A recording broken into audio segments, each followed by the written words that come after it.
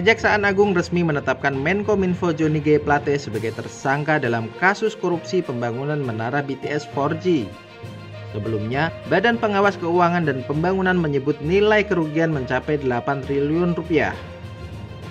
Kerugian keuangan negara tersebut terdiri dari 3 hal, yaitu biaya kajian pendukung, markup harga, dan pembayaran BTS yang belum dilakukan.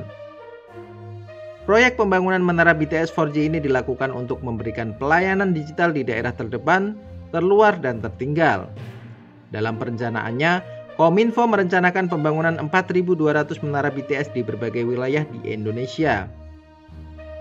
Johnny G. Plate dilantik menjadi Menteri Komunikasi dan Informatika pada tanggal 23 Oktober 2019.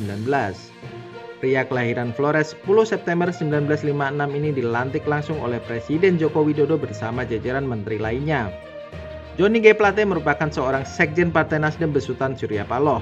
Johnny G. Plate sangat loyal dan setia kepada Surya Paloh, dan ia merupakan salah satu kader partai kesayangan Surya Paloh. Penangkapan Johnny G. Plate membuat Surya Paloh dan anggota Partai Nasdem terpukul. Bahkan, Surya Paloh terlihat sedih dan menangis, dan tidak terima karena Johnny G. Plate diborgol dan digiring menuju mobil tahanan seperti seorang yang sangat hina. Bahkan, Surya Paloh mengatakan terlalu mahal seorang menteri dan sekjen partai diborgol tanpa melakukan penyelidikan mendalam.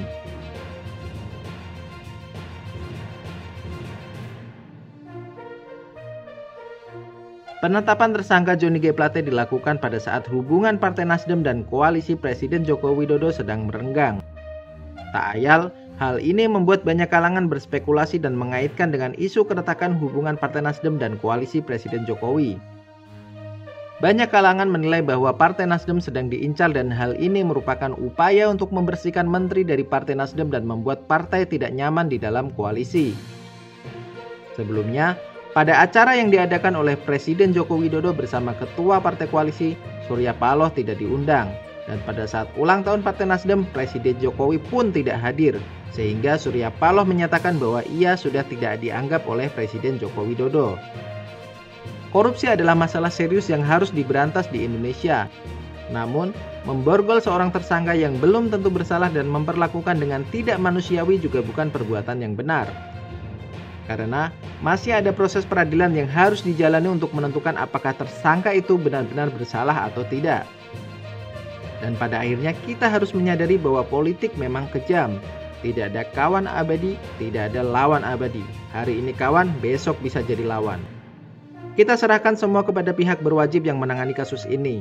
Jika tidak bersalah, bersihkan namanya, dan jika bersalah, hukum seberat-beratnya. Bagaimana pendapat Mr. Komen? Apakah Johnny G. Plate layak untuk dipenjara? Silahkan baku hantam di kolom komentar.